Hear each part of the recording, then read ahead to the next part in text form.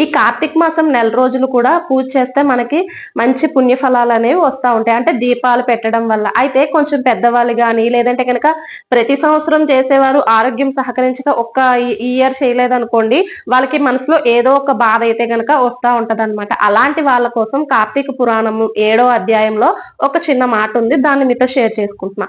మనం ఏ విధంగానైనా ఇప్పుడు బ్రాహ్మణులకు దానాలు ఇవ్వడం గాని, ఇలా రోజు దీపాలు పెట్టడం, నది స్నానాలు చేయడం, ఇలాగ శివకేశవులకు పూజ చేయడం ఇలాంటివి ఏవి మనం చెయ్యలేము.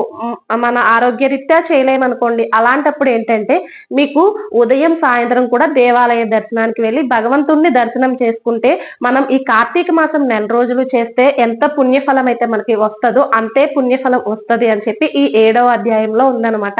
ఇలాగ మేము చేయలేమని బాధపడే వాళ్ళు ఎవరైనా ఉంటే వాళ్ళకి యూజ్ అవుతుందని చెప్తున్నా. చేయగలిగే వాళ్ళు ఒక రోజు కాకపోయినా ఇంకొక రోజైనా ప్రత్యేక పర్వదినాల్లోనైనా కన్నా పెడతా ఉంటారు. చెయ్యలేని వాళ్ళు ఉంటారు కదా, వాళ్ళ గురించి అయితే గనక ఈ ముక్క కార్తీక పురాణంలో ఉంది. అందు గురించి అని చెప్తున్నా. కార్తీక పురాణాన్ని కూడా వినండి.